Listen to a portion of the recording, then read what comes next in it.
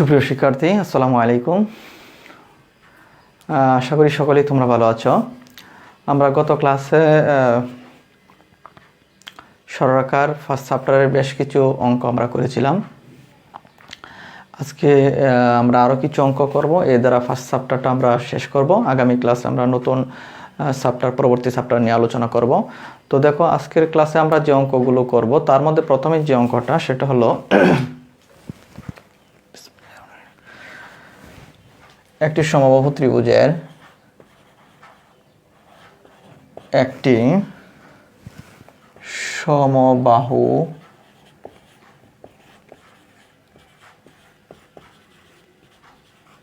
সমবাহু ত্রিভুজের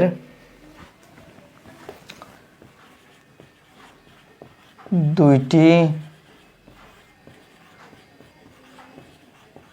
শীর্ষবিন্দুর স্থানাঙ্ক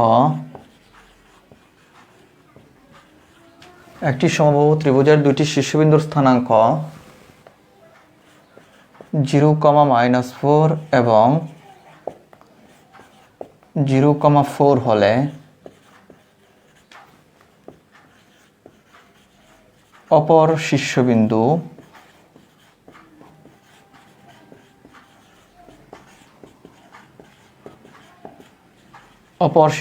নির্ণয় করো। তো আমরা প্রথমে এই অঙ্কটা দিয়ে শুরু করব। তো ফলো করো, দেখো আমরা এই অঙ্কটা কিভাবে করব। কি বলছে, একটা সমবাহু ত্রিভুজের দুইটি শীর্ষবিন্দুর স্থানাঙ্ক কত? 0,-4, 0,4।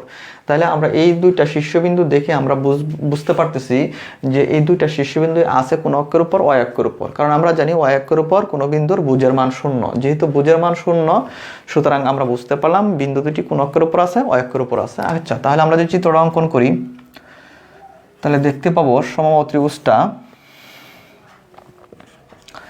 তাহলে একটা হলো 0,-4, ওয়ার মানটা ঋণাত্মক নিচের দিকে, তাহলে 0-4 বিন্দুটা যদি এখানে হয়, আর হলো 0,4 দূরত্ব একই, এখান থেকে এই পর্যন্ত দূরত্ব 4, এখান থেকে এই পর্যন্ত দূরত্ব 4। তো নিচের দিকে হয় ওয়ার মানটা, এটা ওয়ার মান নিচের দিকে হয় ঋণাত্মক, উপর দিকে হয় ধনাত্মক 0,4। এই হলো দুইটা বিন্দু। আমরা দুইটা বিন্দুকে সেট আপ করলাম। এখান থেকে এই মূল বিন্দু থেকে এখানে দূরত্ব 4, এখান থেকে এই পর্যন্ত দূরত্ব 4। ওকে, তাহলে আমরা দুইটা বিন্দুর স্থানাঙ্ক পাইলাম। তাহলে অপর শীর্ষবিন্দুটা বের করব। এখন আমরা দেখব অপর শীর্ষবিন্দুটা কোথায় হবে। তাহলে দেখো, আমাদের অপর যে বাহু দুইটা, এই দুইটা বাহুর দৈর্ঘ্য আর এই বাহুর দৈর্ঘ্য, এখান থেকে এই পর্যন্ত যে দৈর্ঘ্যটা, এই দৈর্ঘ্য আর অপর দুইটা বাহুর দৈর্ঘ্য সমান। তাহলে সেই অপর দুইটা বাহুর দৈর্ঘ্য সমান। কাজেই এই বিন্দু থেকে তৃতীয় যে বিন্দুটা, সেই তৃতীয় বিন্দুটার দূরত্ব যতটুকু এই বাহুর সমান এবং এই বিন্দু থেকে তৃতীয় বিন্দুর দূরত্ব যতটুকু, তৃতীয় বিন্দু থেকে এই বিন্দু দূরত্ব কি ঠিক ততটুকু হবে। তাহলে আমরা জানি এখান থেকে এনে যতটুকু, এখান থেকে এনে ততটুকু। তাহলে তৃতীয় বিন্দুটা অবশ্যই এটা সোজা, অর্থাৎ x অক্ষের উপর অবস্থান করবে। তৃতীয় বিন্দুটা কোন অক্ষের উপর থাকবে? x অক্ষের উপর অবস্থান করবে, কারণ এখান থেকে এনে যতটুক, এখান থেকে এনে ততটুক। তাহলে বিন্দুটা যদি x অক্ষের উপর থাকে, তাহলে এখান থেকে এই বিন্দু দূরত্ব যতটুকু হবে, এখান থেকে এই বিন্দু দূরত্ব ঠিক ততটুকু হবে। তাহলে আমরা বুঝতে পারলাম যে তৃতীয় বিন্দুটা অবশ্যই x অক্ষের উপর। এখন x অক্ষের উপর থাকবে, এটা কিন্তু আমরা বুঝতে পারছি যে x অক্ষের উপর আছে। মানে x অক্ষের উপর কোথায় থাকবে, কোন দিক, মানে কতটুকু জায়গা নিয়ে দূরে থাকবে, মূল বিন্দু থেকে কতটুকু দূরে থাকবে, সেটা এটার দূরত্ব যতটুকু, এই দূরত্ব সমান করে যদি আমরা করি, তাহলে মনে করো যে তৃতীয় শীর্ষবিন্দুটা এখানে আছে। মোট কথা আমরা বুঝতে পারছি যে তৃতীয় শীর্ষবিন্দুটা অবশ্যই x অক্ষের উপর থাকবে। এখন তৃতীয় শীর্ষবিন্দু যদি x অক্ষের উপর থাকে, তাহলে x অক্ষের কোন দিকে? এদিক দিয়েও থাকতে পারে। তৃতীয় শীর্ষবিন্দুটা x অক্ষের এদিকেও থাকতে পারে, এদিকে থাকলেও সমবাহু ত্রিভুজ উৎপন্ন হবে, আবার বাম দিকে থাকলেও কিন্তু একটা সমবাহু ত্রিভুজ উৎপন্ন করবে। তাহলে আমরা সমবাহু ত্রিভুজ দেখতে পাবো কয়টা? সমবাহু ত্রিভুজ দেখতে পাবো আমরা দুইটা উৎপন্ন হবে, দুইটা। একটা সমবাহু ত্রিভুজ যদি x অক্ষের ডান দিকে তৃতীয় শীর্ষবিন্দুর অবস্থান করে, আর যদি এদিকে তৃতীয় শীর্ষবিন্দুর অবস্থান করে, তাহলে সমবাহু ত্রিভুজটা হবে এরকম এদিকে, তাহলে সমবাহু ত্রিভুজ কয়টা হবে? দুইটা। ওকে, তাহলে আমরা কিন্তু এটা বুঝতে পারছি যে সমবাহু ত্রিভুজের দুইটা বিন্দু x অক্ষের উপর আছে, তাহলে তৃতীয় শীর্ষবিন্দু অবশ্যই x অক্ষের উপর থাকবে। এখন x অক্ষের ডান দিকেও থাকতে পারে, বাম দিকেও থাকতে পারে। ডান দিকে থাকলে একটা সমবাহু ত্রিভুজ উৎপন্ন হবে, বাম দিকে থাকলে আরেকটা সমবাহু ত্রিভুজ উৎপন্ন হবে। তার মানে সমবাহু ত্রিভুজ কয়টা উৎপন্ন হবে? দুইটা। তাহলে দুইটা ত্রিভুজ হতে পারে যেহেতু, তার মানে অপর শীর্ষবিন্দু স্থানাঙ্ক এটাও হতে পারে, এটাও হতে পারে। তার মানে দুইটা শীর্ষবিন্দু স্থানাঙ্ক বের হবে। অপর শীর্ষবিন্দু স্থানাঙ্ক কয়টা? এটাও হতে পারে, এটাও হতে পারে। ওকে, তাহলে আমরা অপর শীর্ষবিন্দু স্থানাঙ্ক ধরে নেই যে x, 0। অপর শীর্ষবিন্দু ধরে নিলাম কত? x, 0। এখন x এর মান যদি ধনাত্মক হয় তাহলে এই শীর্ষবিন্দু পাবা, আর x এর মান যদি ঋণাত্মক হয় তাহলে এই শীর্ষবিন্দু স্থানাঙ্ক পাবা। মানে একসাথে তুমি x এর মান যদি দুইটা পাও তাহলে দুইটা শীর্ষবিন্দু স্থানাঙ্ক পেয়ে যাবা। এখন আমরা এই বিন্দু দুইটাকে ডিফাইন করে নেই যে এটা এ বিন্দুর স্থানাঙ্ক, এটা কোন বিন্দুর স্থানাঙ্ক? এ বিন্দু, এটা বি বিন্দু, এটা সি বিন্দু। ওকে, তাহলে এখানে কি করছি? তৃতীয় শীর্ষবিন্দু মানে অপর শীর্ষবিন্দুরা ধরে নিছি। তাহলে লিখে নাও সলিউশনটা ক্ষেত্রে কি করবা? যে ধরি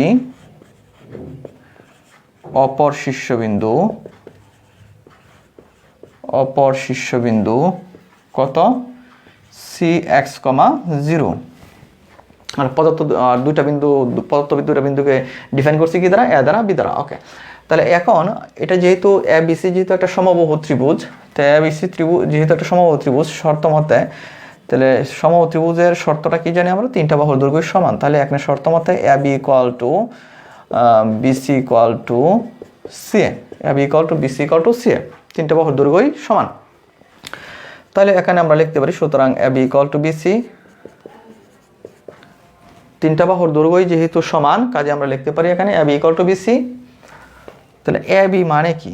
এ বি মানে হলো এ বিন্দু থেকে বি বিন্দুর দূরত্ব। কথাটা কিন্তু মনে রাখবা, আমরা আগে বলে আসছি যে এত বিন্দু থেকে এত বিন্দুর দূরত্ব, সি বিন্দু থেকে ডি বিন্দুর দূরত্ব। এই যে সি বিন্দু থেকে ডি বিন্দুর দূরত্ব, এটাকে আমরা এই কথায় ল্যাঙ্গুয়েজটা ইউজ না করে আমরা সরাসরি সিডি লিখতে পারি।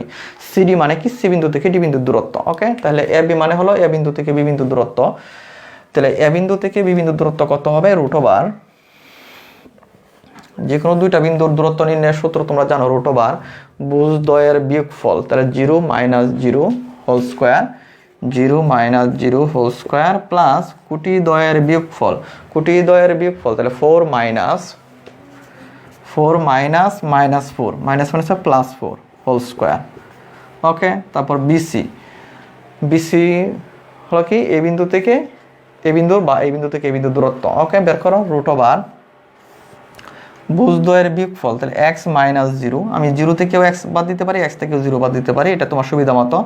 তাহলে x - 0 হোল স্কোয়ার প্লাস ভুজদ্বয়ের বিয়োগফল হোল স্কোয়ার প্লাস কুটিদ্বয়ের বিয়োগফল। তাহলে কুটিদ্বয়ের বিয়োগফল 0 মাইনাস -4 মানে +4 হোল স্কোয়ার। তাহলে আমরা বিসির মানও পেয়ে গেলাম। এখন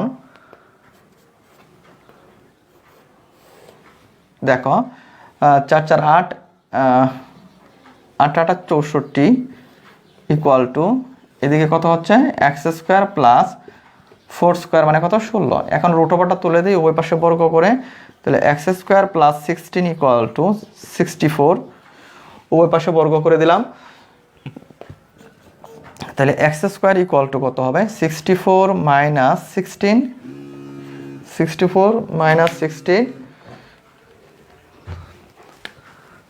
তাহলে x² ইকুয়াল টু আমরা পাবো কত? 48। x² equal to 48। তাহলে x ইকুয়াল টু যদি আমরা পেতে চাই উভয় পাশে বর্গমূল, আর উভয় পাশে বর্গমূল করা বেসিক কি? যার মানটা আসবে প্লাস মাইনাসে। ওকে, প্লাস মাইনাস লিখলাম, প্লাস মাইনাস √48। ওকে, উভয় পাশে বর্গমূল করা বেসিক কি? যার মানটা আসবে প্লাস মাইনাসে আসবে। ওকে, প্লাস মাইনাস এত। তাহলে এটাকে আমরা এখন লিখতে পারি যে তাহলে x equal to plus minus 48কে ভেঙে দাও, 3 16 48, 16 ইন্টু 3, তার মানে প্লাস মাইনাস 16 বর্গমূল কত? 16 বর্গমূল 4, 16 বর্গমূলটা লেখো, 16 বর্গমূল 4, 4√3। তাহলে আমরা x এর মানটা পেয়ে গেলাম কত? Plus minus 4√3। x এর মানটা কত পেয়ে গেলাম? Plus minus 4√3। ওকে, তাহলে তো আমাদের দেখো এখন x এর ধনাত্মক মানটা নিলে আমরা এই শীর্ষবিন্দু স্থানাঙ্ক পাবো, আর x এর ঋণাত্মক মানটা নিলে আমরা এই শীর্ষবিন্দু স্থানাঙ্ক পাবো। তাহলে দুইটা অপর শীর্ষবিন্দু দুইটা হতে পারে, এটা আমরা আগেই বলছিলাম। তাইলে আমরা এই অপর শীর্ষবিন্দু স্থানাঙ্কটা পেয়ে গেলাম। সুতরাং অপর শীর্ষবিন্দুর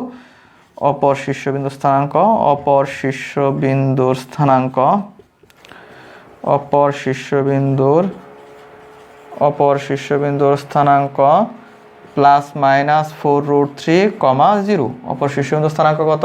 প্লাস মাইনাস 4√3, 0। ওকে, হয়ে গেল আমাদের এই অঙ্কটা। এটাই হলো এই অঙ্কের আনসার। এখন এখানে তুমি দুইটা বিন্দু আলাদা আলাদাও লিখতে পারো, দুইটা বিন্দু তুমি আলাদা আলাদাভাবে লিখতে পারো, যে 4√3, 0 আর এটা কত মাইনাস 4√3, 0। আলাদা আলাদা লিখতে পারো বা একসাথে লিখে দিতে পারো, কোনো সমস্যা নেই। তাহলে আমাদের এই অঙ্কটা হয়ে গেল। এখন দেখো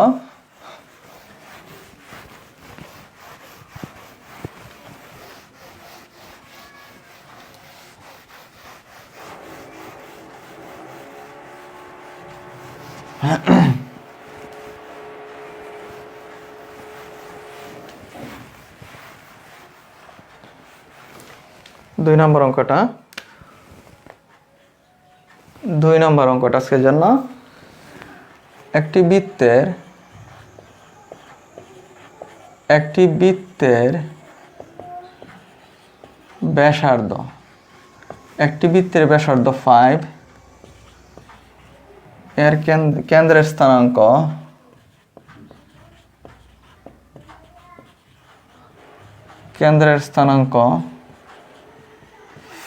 5,3। কেন্দ্রের স্থানাঙ্ক কত? 5,3। এর যে যা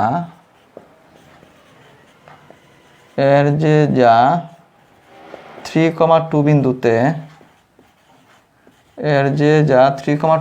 সমদ্বিখণ্ডিত হয়।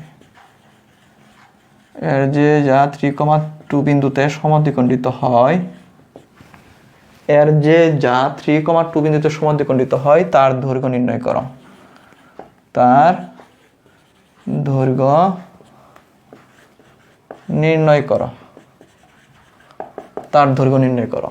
কি বলছে দেখো, একটা বৃত্তের ব্যাসার্ধ হলো 5, একটা বৃত্তের ব্যাসার্ধ দেওয়া আছে 5, এর কেন্দ্রের স্থানাঙ্ক দেওয়া আছে 5,3, আর ওই বৃত্তটার যে সে যাটা কোন বিন্দুতে সমদ্বিখণ্ডিত হয়েছে, সে যাটা 3,2 বিন্দুতে সমদ্বিখণ্ডিত হয়েছে। তাহলে যায়ের দৈর্ঘ্যটুকু কত সেটা আমাদেরকে বের করতে বলা হয়েছে। ওকে, তাহলে আমরা প্রথমে যে কাজটা করবো, বৃত্তটা একটু এঁকে নেই, তাহলে তোমাদের বুঝতে সুবিধা হবে। বৃত্তটা অঙ্কন করলাম। এই বৃত্তের কেন্দ্রের স্থানাঙ্ক দেওয়া আছে কত? এই বৃত্তের কেন্দ্রের স্থানাঙ্ক দেওয়া আছে 5,3। আর যা বৃত্তের অভ্যন্তরস্থ আমরা একটা রেখা অঙ্কন করব, সেটাই আমরা বৃত্তের যা হবে। এখন বৃত্তের অভ্যন্তরস্থ রেখা, সেটা কেন্দ্র দিয়ে গেলেও সেটা যা হবে, কারণ আমরা জানি যে বৃত্তের কেন্দ্র দিয়ে গেলে সেটা ব্যাস, আর বৃত্তের ব্যাস বৃহত্তম যা। তো আমরা আসলে এখানে কেন্দ্র দিয়ে গমন করব না, যাটাকে আমরা আমাদের সুবিধার জন্য যা আমি এদিকে অঙ্কন করতে পারি, এদিকে অঙ্কন করতে পারি, এদিকে যে কোনো দিকে আমি সুবিধার জন্য আমি যাটাকে নিচের দিকে অঙ্কন করলাম।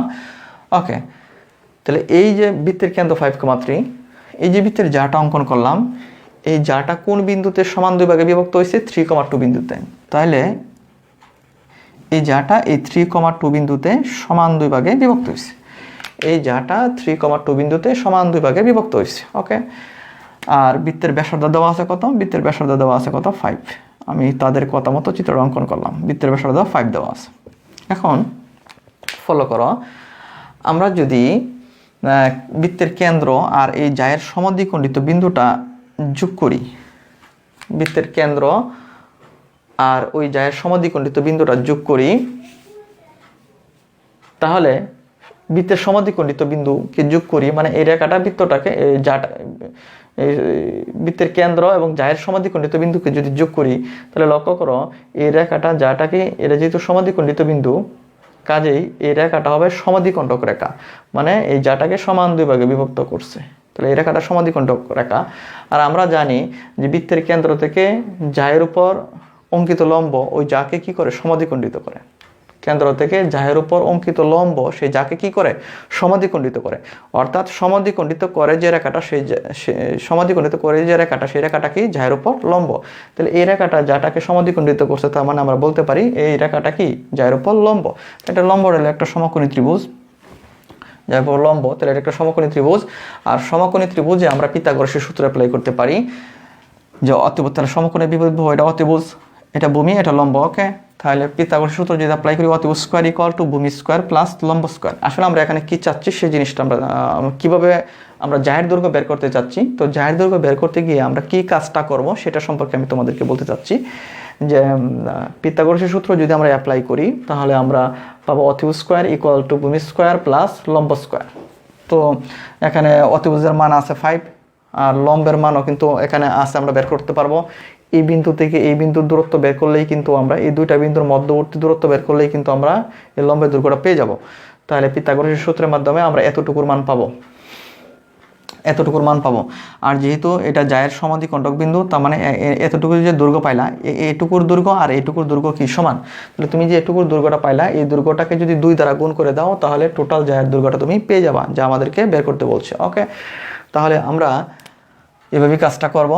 কেন্দ্রটাকে আমরা সি দ্বারা ডিফাইন করলাম, আর যাটাকে আমরা এবি দ্বারা ডিফাইন করলাম, সূচিত করলাম, আর জায়ের সমাধিকণ্ডিত বিন্দুটাকে আমরা ডি দ্বারা সূচিত করলাম। ওকে, তাহলে একটু বলে দেই যে কি কি কাজটা করছি। যে এবি জায়ের আমরা কি করছি, সিডি লম্ব অঙ্কন করছি এবি জায়ের উপর কেন্দ্র C5 থেকে। ওকে, তাহলে লেখো যে দড়ি কি কাজ করছি, দড়ি এবি জায়ের উপর দড়ি এবি জায়ের উপর কেন্দ্র C5 থেকে এবি জায়ের উপর কেন্দ্র C5 থেকে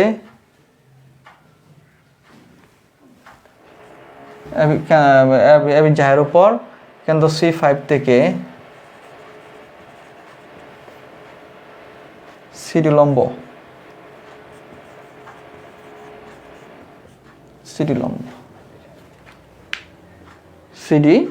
আচ্ছা, আমি পরিচয়টা দিয়ে দিলাম। আচ্ছা, সিডি লম্ব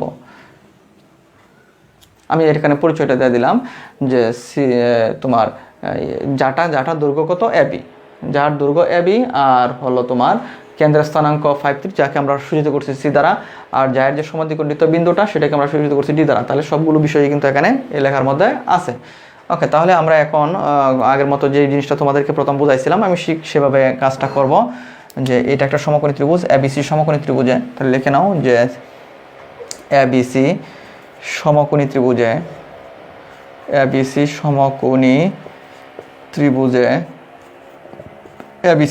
ত্রিভুজে কি পাই আমরা, অতিভুজ স্কোয়ার মানে AC square equal to AD square plus CD square.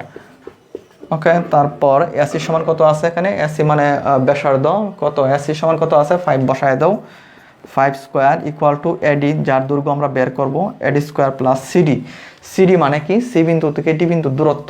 তো সি বিন্দু থেকে ডি বিন্দু দূরত্ব বের করো, সি বিন্দু থেকে ডি বিন্দু দূরত্ব রুট ওভার ভুজ দ্বয়ের বিয়োগফল 5 - 3 হোল স্কোয়ার প্লাস কোটি দ্বয়ের বিয়োগফল 3 - 2 হোল স্কোয়ার।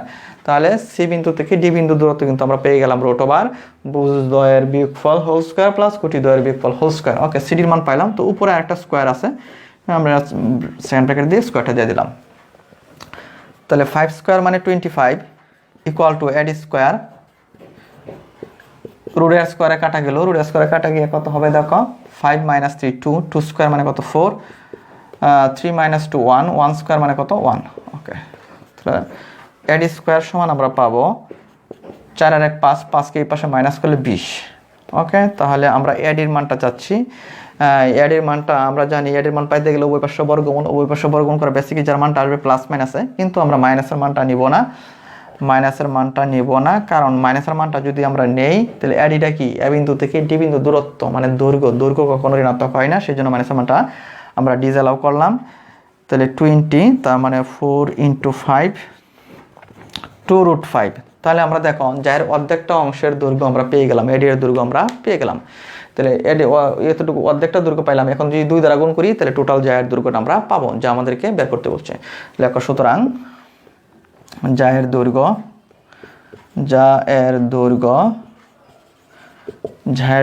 আমরা কত পেয়ে গেলাম, 2 × 2 √5, 2 দ্বারা গুণ করে দাও, তাহলে 4√5। আমরা টোটাল জায়ের দৈর্ঘ্যটা কত সেটা কিন্তু পেয়ে গেছি। আশা করি তোমরা বুঝতে পারছো। তাহলে এই অঙ্কটা আমাদের হয়ে গেল।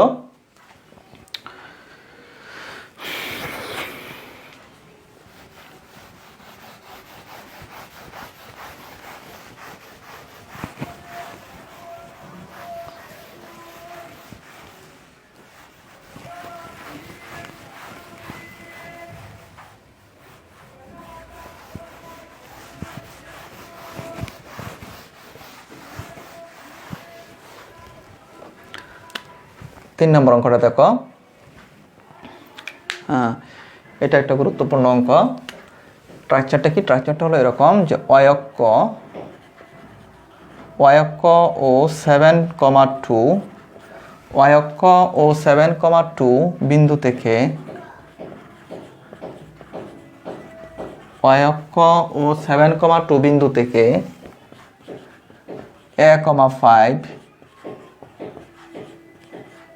a,5 বিন্দুটির অয়ক্ক ও 7,2 বিন্দু থেকে a,5 বিন্দুটির দূরত্ব,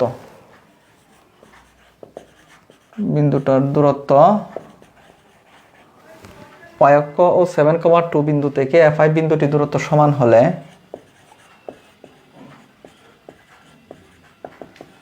এর মান নির্ণয় করো। তাহলে তো এটা একটা গুরুত্বপূর্ণ অঙ্ক এই চ্যাপ্টারের জন্য।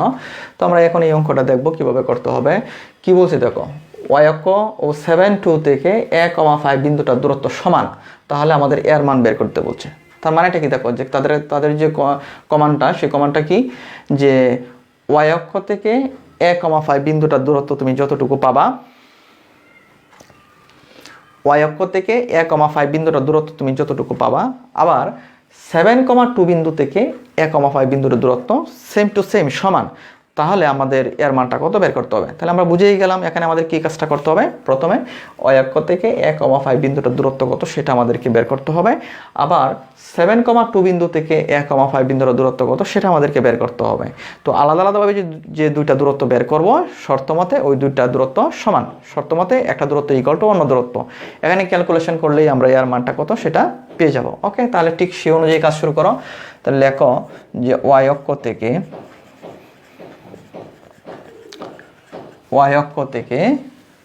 a,5 বিন্দুর দূরত্ব, 5 বিন্দুর দূরত্ব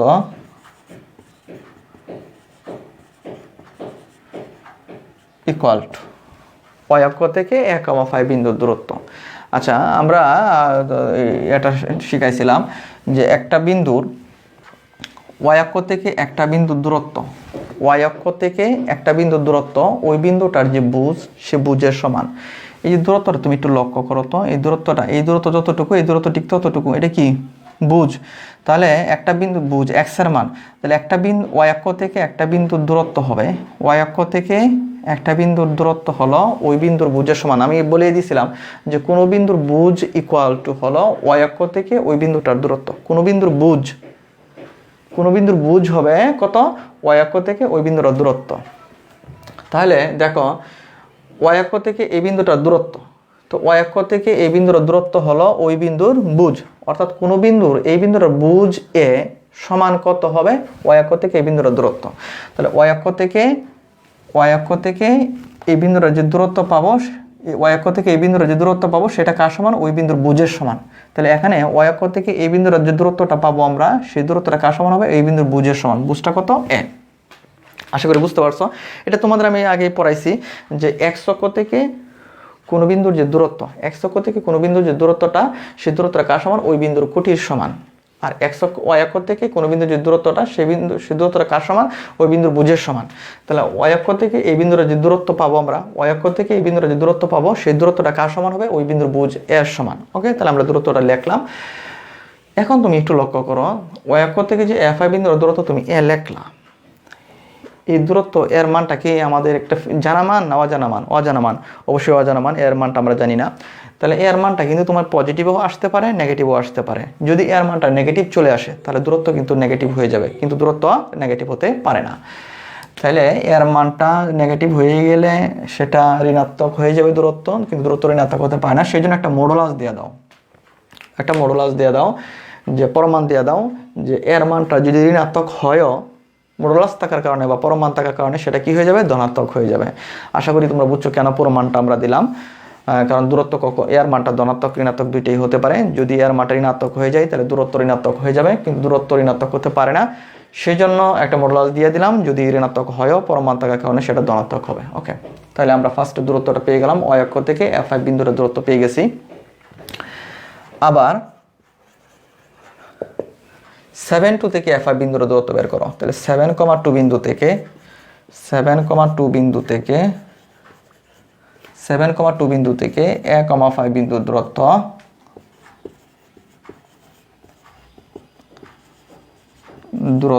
ইকুয়াল টু 7,2 বিন্দু থেকে A,5 বিন্দু দূরত্ব, যে কোনো দুইটা বিন্দু দূরত্ব নির্ণয়ের সূত্র জানি √, বুজদ্বয়ের বিয়োগফল। তাহলে 7 - A ও লিখতে পারি, A - 7 ও লিখতে পারি, হোল স্কোয়ার। তাহলে A - 7 হোল স্কোয়ার প্লাস কুটি দ্বয়ের বিয়োগফল, তাহলে 5 - 2 হোল স্কোয়ার কত আসবে দেখো, A - B হোল স্কোয়ার সূত্র অ্যাপ্লাই করো, A স্কোয়ার - 2AB অর্থাৎ 2 × A × 7, তাহলে 14A প্লাস 7 স্কোয়ার 49, 5 থেকে 2 গেলে 3 স্কোয়ার মানে কত 9। তাহলে A স্কোয়ার -14A 49 প্লাস 9 58। তাহলে দেখো আমরা কিন্তু ওয়াই অক্ষ থেকে A,5 বিন্দুর দূরত্ব কত সেটাও পাইছি, আবার 7,2 থেকে A,5 বিন্দুর দূরত্ব কত সেটাও কিন্তু আমরা পাইছি। এখন এই যে দুইটা দূরত্ব পাইলাম তারা কি বলছে, এই দুইটা দূরত্ব সমান। তাহলে শর্ত মতে, শর্তটা ইউজ করো, শর্ত মতে A square -14A plus 58 equal two কত, মডুলাস অফ A। দুইটা দূরত্ব সমান লিখলাম। এখন √, তোলার জন্য উভয় পাশে বর্গ করো, বর্গ করলাম, উভয় পাশে বর্গ, বাম পাশে বর্গ করলে √² কাটা, ডান পাশে বর্গ করলাম, এত modulus of A whole square. এখন দেখো এখানে যে বিষয়টা সেটা হলো A square -14A plus 58 equal to modulus of A square - A square. Modulus of A square মানে A স্কোয়ার, এটা বাস্তব সংখ্যার একটা ধর্ম। এটা তুমি বাস্তব সংখ্যা অর্থাৎ সেকেন্ড পেপার পড়তে গিয়ে, সেকেন্ড পেপারে বাস্তব সংখ্যা নামক একটা চ্যাপ্টার অধ্যায় আছে, সেখানে তুমি এই প্রমাণ সহকারে দেখতে পাবা যে মডুলাস অফ A স্কোয়ার সমান A স্কোয়ার কীভাবে হয়। যেহেতু আমরা জানি modulus of X square equal two X square, modulus of X square সমান কত, X স্কোয়ার। ওই সূত্রের বেসিসে আমি এখানে মডুলাস অফ A স্কোয়ার সমান কত লিখলাম, A স্কোয়ার। এটা শুধু এখন মনে রাখো, এটা তোমরা বাস্তব সংখ্যা পড়ার সময় তোমরা মডুলাস অফ X স্কোয়ার সমান X স্কোয়ার কীভাবে হয় সেটা প্রমাণ সহ দেখতে পাবা। ওকে, এখন আমাদের এখান থেকে এর মানটা দরকার। তাহলে 14A minus A square equal two কত, -58।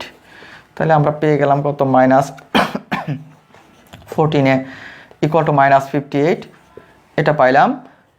তাহলে A সমান পাবো আমরা কত, 58/14, 58/14। তো 58/14 এটাকে যদি আমরা 2 দ্বারা কাটি তাহলে কত আসবে, 29/7। এটাই হলো এই অঙ্কের আনসার। তাহলে দেখো আমরা এর মানটা কিন্তু এখানে পেয়ে গেলাম। তোমরা নিচে লিখবা, এভাবে না লিখে, হ্যাঁ, যে A ইকুয়াল টু 2 দ্বারা যদি কাটি 29/7। তাহলে দেখো আমরা এই অঙ্কের আনসারটা কিন্তু পেয়ে গেছি। আমরা এখানে তাদের কমার্স অনুযায়ী আমরা কার মান বের করতে বলা হয়েছিল, এর মান, আমরা এর মানটা কত সেটা কিন্তু পেয়ে গেছি। তাহলে তুমি যদি এটা বুঝে থাকো তাহলে এরকম একটা অঙ্ক তোমাদেরকে আমি হোমওয়ার্ক দিচ্ছি।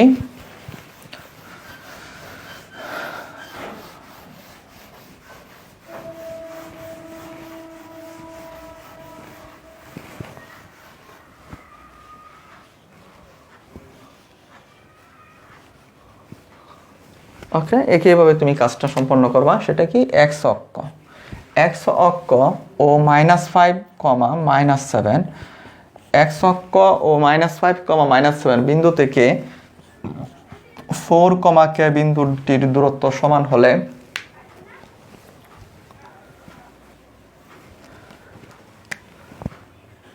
k এর মান নির্ণয় করো।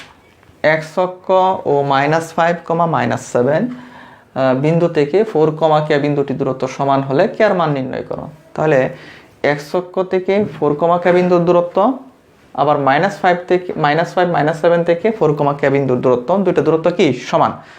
তাহলে দুইটা দূরত্ব সমান হলে আমাদের এখান থেকে k এর মানটা কত সেটা বের করতে হবে। তাহলে এক্স অক্ষ থেকে 4, কে বিন্দুর দূরত্বটা বের করো। তুমি সেটা জানো যে এক্স অক্ষ থেকে কোনো বিন্দুর দূরত্ব, এক্স অক্ষ থেকে কোনো বিন্দুর দূরত্ব ওই বিন্দুর খুঁটির সমান, মানে কে এর মানের সমান। তাহলে এক্স অক্ষ থেকে কোনো ওই 4, কে বিন্দুর দূরত্ব ইকুয়াল টু কত? ওই বিন্দুর খুঁটি কে সমান। তো এক্স অক্ষ থেকে 4, কে বিন্দুর দূরত্ব ইকুয়াল টু কে। কেটাও কি একটা অজানা রাশি, দূরত্ব অজানা রাশি। কে এর মানটা ধনাত্মক ঋণাত্মক হতে পারে। যদি ঋণাত্মক হয় কে এর মান, তাহলে দূরত্ব ঋণাত্মক হয়ে যাবে, সেজন্য মডুলাস কে। ওকে, তারপর আবার -5 -7 থেকে এই বিন্দু দূরত্ব বের করবা। দূরত্ব পাবা √, এত ভুজ দ্বয়ের বিয়োগফল হোল স্কয়ার প্লাস কোটি দ্বয়ের বিয়োগফল হোল স্কয়ার। ওকে, এখান থেকে ক্যালকুলেশন করে তুমি এই দূরত্বটা পাবা। শর্ত মতে দূরত্ব লিখবা, ক্যালকুলেশন করলে আগের মতো কে এর মানটা পেয়ে যাবা। আশা করি তোমরা বুঝতে পারছো। তাহলে এই ধরনের কোশ্চেনগুলো যদি থাকে তাহলে আমরা এইভাবে সলভ করতে পাবো।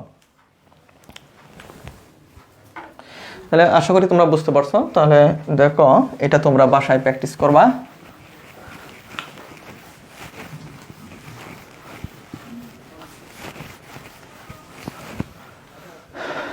তো আজকে এই পর্যন্তই। এই ক্লাস দ্বারা এই চ্যাপ্টারটা শেষ হলো। আগামী ক্লাসে আমরা নতুন চ্যাপ্টার নিয়ে আলোচনা করবো ইনশাল্লাহ। তো সবাই ভালো থাকো, সুস্থ থাকো। আসসালামু আলাইকুম ওয়া রাহমাতুল্লাহি ওয়া বারাকাতুহু।